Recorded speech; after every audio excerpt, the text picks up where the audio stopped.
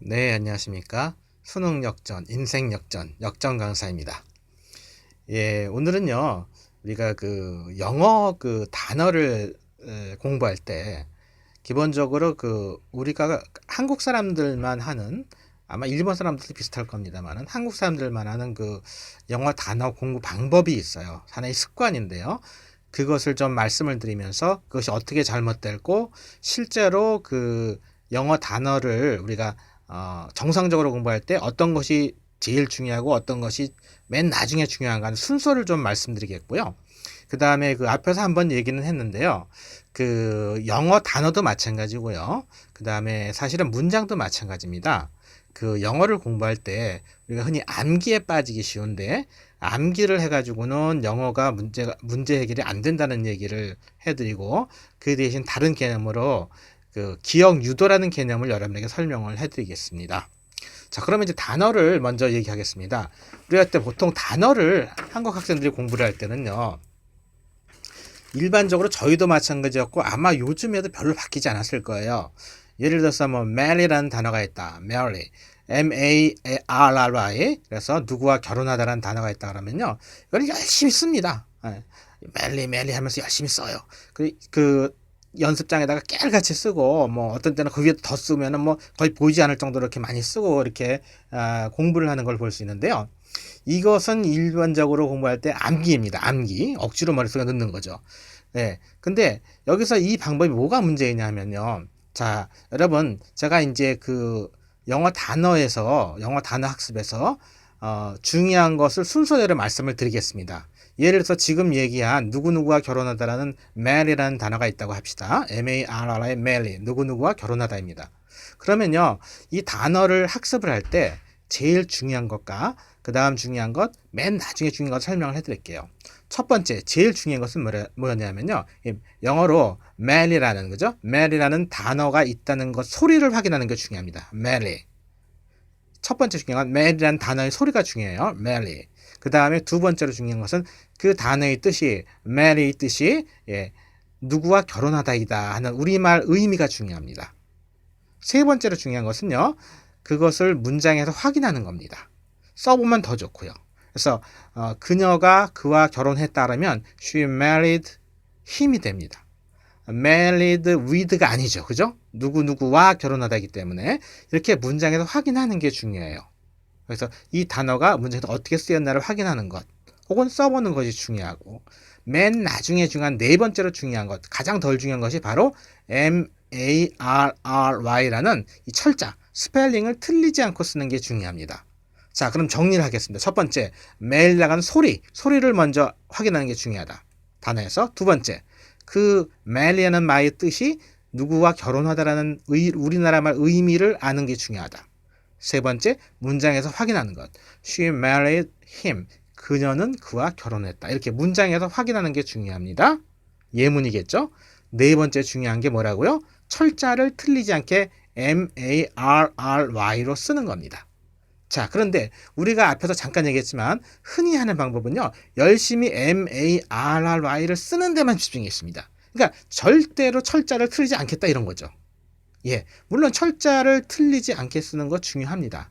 하지만 영어 단어에서는 그것이 가장 덜 중요한 겁니다. 예를 들어서요. MARRY를 틀리지 않게 썼다 할지라도 가령 우리말 뜻이 생각이 안 난다 할지 그럼 아무 소용없죠.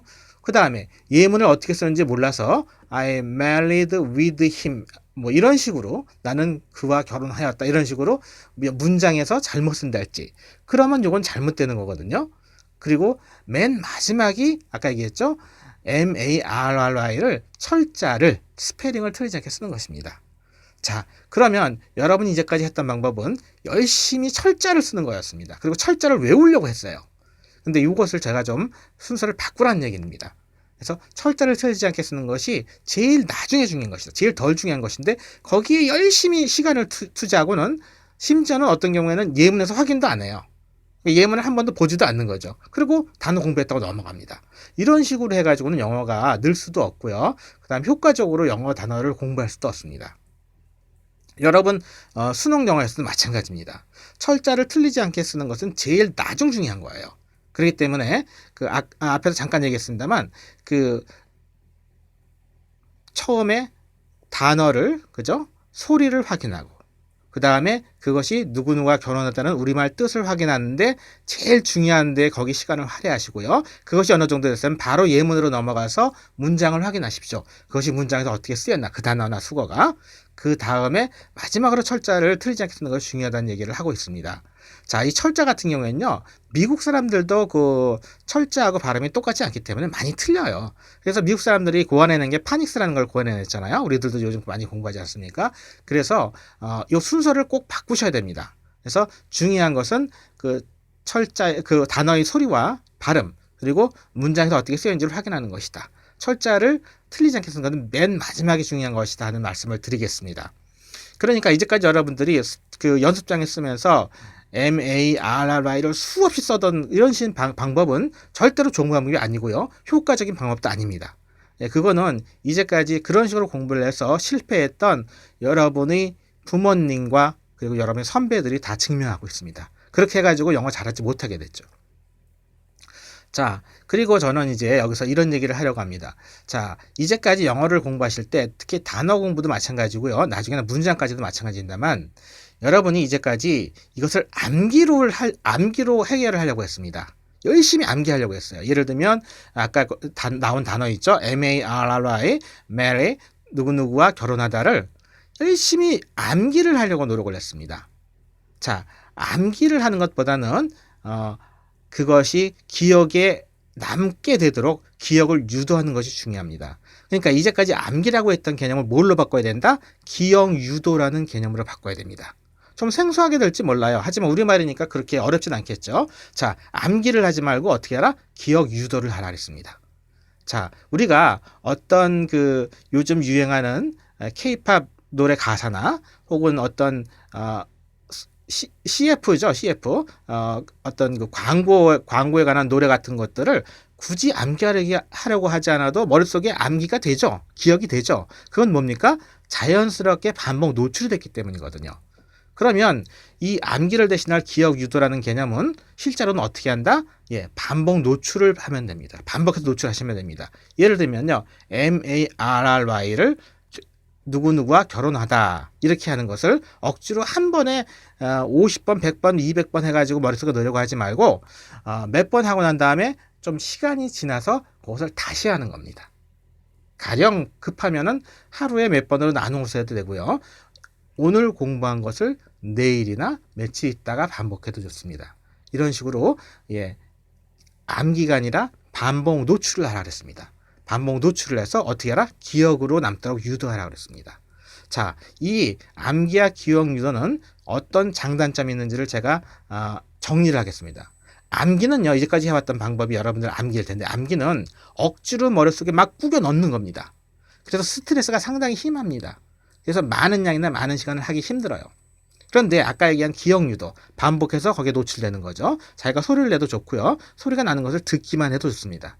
이렇게 그 기억 유도로 하면은 이거는 그 단순하게 똑같은 것을 반복해서 소리 내거나 듣는 정도이기 때문에 억지로 머릿속에 넣는 게 아니기 때문에 이거는 스트레스가 적어요. 그러니까 많은 양이나 많은 시간을 해도 별로 스트레스가 크지 않습니다. 자, 또 이 암기를 했을 경우에는 여러분들이 억지로 머릿속에 우겨놓은 거기 때문에 기회가 날 때마다 여러분들이 억지로 암기했던 것들이 자꾸 밖으로 튀어나갑니다. 머릿속에서. 그래서 굉장히 열심히 지난주에 암기한 것 같은데 일주일 지나니까 기억이 안 난다. 이런 것들이 바로 그런 겁니다. 열심히 튀어나가요. 시간 날 때마다 튀어나갑니다. 어느 정도냐면요. 여러분들 그 사회 과목, 역사 과목 같은 거 공부할 때 어땠는지 모르겠습니다. 자, 사회 과목이나 역사 과목 같은 거 공부하잖아요. 그리고 이제 중간고사를 봅니다. 그리고 중간고사 시험이 끝나요. 그럼 바로 그날 오후부터 공부했던 것들은 뭐 아편전쟁, 난징조약, 텐진조약 뭐 이렇게 기억했던 것들이 하나둘씩 바로 그날 오후부터 머릿속에서 나가기 시작합니다. 이게 암기거든요. 그러니까 암기는 머릿속에 억지로 우겨낸 거기 때문에 기회가 생길 때마다 쉽게 빠져나가요. 그런데 이 기억 유도는 기억에 자동적으로 유도되도록 한 것이기 때문에 거의 잘 빠져나가지 않습니다. 그래서 요거는 빠져나가지 않아서 장기간 보존이 돼요. 암기라고 하는 것은 단기간에는 가능할지 모르지만 장기적으로 기억에 남으려면 뭘 해야 된다? 암기에서 기억 유도라는 개념으로 바꿔야 됩니다. 그리고 그것은 실제로 실천한테 어떻게 해야 된다? 반복 노출을 하면 되는 겁니다. 제가 이런 광고에 대한 거를 지난번에 한번 얘기했습니다. 송혜 선생님이 기업은행을 광고할 때 이렇게 얘기했습니다. 기업은행은 국민 누구나 거래할 수 있는 은행입니다. 기업은행에 예금하면 기업을 살립니다. 기업이 살아야 일자리가 늘어납니다. 아마 거의 틀리지 않을 거예요. 제가 이것을 암기를 했겠습니까? 아니죠. 그거 암기하고 있으면 정신이상자죠. 예, 여러 번 반복해서 노출되다 보니까 거의 그대로, 내용 그대로 머릿속에 들어있는 거죠. 이걸 기억하시면 됩니다. 이 광고 같은 거. 예, 그래서 요거는 철저하게, 우리가 모든 영어 마찬가지지만 특히 영어 단어 수거 공부하실 때도, 예, 암기에서 기억 유도로 바꿔서 여러분의 공부한 단어 수거의 의미와, 그죠? 예문 속에서 활용했던 그런 것들이 수능 때까지 연결되도록 해야 되거든요. 예. 그래서 지금 예를 들어 이제 이렇게 제가 정리를 해드릴 수 있겠습니다. 예를 들어서 내가 오늘 공부해야 될 영어 단어가 있고, 또 문장이 있다고 합시다. 그러면 처음에는요, 어쩔 수 없이 내일까지 선생님이 하라고 했으니까 암기를 할 겁니다. 하지만 그 암기로 머릿속에 남지는 않는다. 곧 어떻게 알아? 처음엔 억지로 어쩔 수 없이 단기간에 해야 되기 때문에 암기를 했을지라도 그 다음에 무엇이 반복 노출이 되지 않으면 기억 유도가 아니기 때문에 머릿속에 남아있지 않고 바로 사라져버립니다. 자, 이 기억 유도라는 개념을 꼭 가지고 계시면 단어 수거뿐 아니라 문장, 또 문법 이런 것들도 굉장히 큰 효과를 볼 수가 있습니다. 어떻게 하라고요?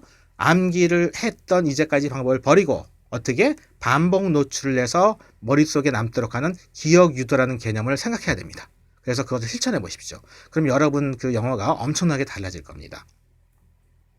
자, 다음에 또 단어나 수거에 관련된 것, 그리고 또 문장 공부에 관련된 것들 또 있을 때마다 제가 올려드리겠습니다. 오늘은 단어에서 여러분이 무엇을 중요시하고 무엇을 덜 중요시해야 하는가 얘기했고요. 그 다음에 어떻게 하라고요?